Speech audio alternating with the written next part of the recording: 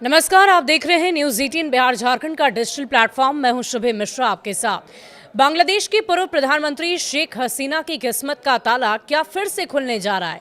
क्या शेख हसीना दोबारा बांग्लादेश की कमान संभालने जा रही है? सुनकर आप चौंकिए मत, क्योंकि ये दावा बांग्लादेशी छात्रों की नवगठित एनसीपी कर रही है। और एनसीपी का ये आरोप है कि देश की सेना हसीना को फिर पीएम बनाने की फिराक में लगी हुई है। बांग्लादेश की सेना क्या शेख हसीना को फिर से प्रधानमंत्री बनाने की जुगत कर रही है? क्या सेना बांग्लादेश में मोहम्मद यूनुस का तख्ता पलट करने वाली है? ये दावा बांग्लादेश के उन्हीं छात्रों की ओर से किया जा रहा है जिन्होंने अगस्त 2024 में शेख हसीना को प्रधानमंत्री पद से अपदस्थ कर दिया था। और छात्रों की इसी आंदोलन के चलते शेख हसीना को अपने देश को छोड़ना पड़ गया था। मगर क्या बांग्लादेश ने बाजी फिर से पलटने की कोशिश की है? क्या वाकई मोहम्मद यूनुस की सरकार का तख्ता पलट होने वाला है? बांग्लादेश में तख्ता पलट का आरोप लगाकर छात्रों के नवगठित राजनीतिक दल एनसीपी ने खलबली मचाकर रख दी है। छात्रों के इन आरोपों से बांग्लादेश से लेकर आसपास के देशों में भी हलचल काफी तेज है। आपको बता दें कि नवगठित छात्र नेतृत्व वाली पार्टी के आरोपों को लेकर बांग्लादेश की सियासत में गहमा गहमी पैदा हो गई है।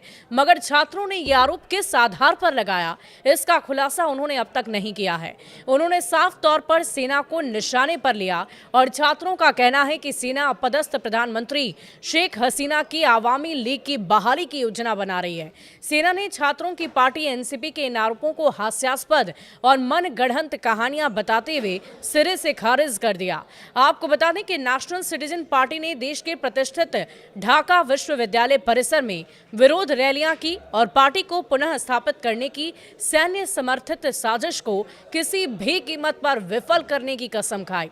स्वीडन स्थित बांग्लादेश केंद्रित समाचार चैनल को जारी एक बयान में सैन्य मुख्यालय ने कहा कि ये एक राजनीतिक हथकंडे के अलावा और कुछ भी नहीं था। सेना ने इन दावों को हास्यास्पद और मनगढ़ंत कहानी भी बताया। छात्रों की पार्टी के प्रमुख नेताओं में से एक हसनत अब्दुल्ला ने यह दावा किया कि सेना एक परिष्कृत आवामी लीग को पुनः स्थापित करने का प्रयास कर रही है।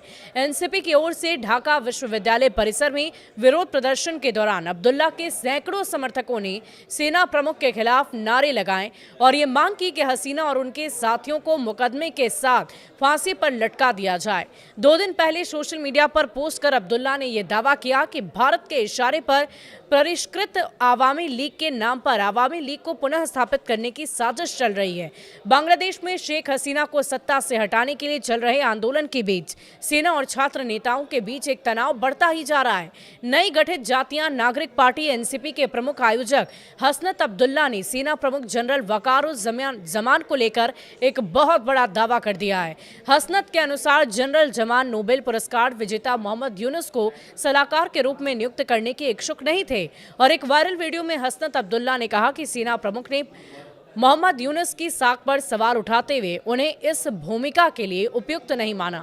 जनरल जमान ने यह भी कहा कि यूनुस का नोबेल पुरस्कार विजेता होना और उसकी सुधारवादी छवि के बावजूद ये जिम्मेदारी के लिए सही व्यक्ति नहीं है।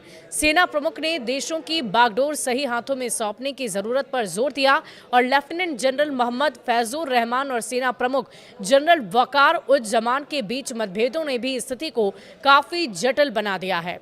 फैजुर रहमान के नेतृत्व में जमान के विरोधी जनरलों ने उन्हें पद से हटाने के प्रयास भी किए, लेकिन वो असफल रहे। जनरल जमान को भारत समर्थक और संतुष्टि वाले नेतृत्व के रूप में देखा जा रहा है, जिसके कारण सेना के पेशेवर रैंक उनके समर्थन में खड़े हैं। आपको बता दें कि बांग्लादेश की सेना के अंदर 2 गुट बने हुए हैं। एक गुट जमाते इस्लामी जैसे संगठनों का समर्थन करती है, तो दूसरा आवामी लीग के साथ जुड़ा हुआ है। और इन गुटों के बीच उभरे तनाव से सेना के अंदर मतभेदों को और भी गहरा दिया है, जिससे स्थिति अब अस्थिर हो गई है। शुक्रिया।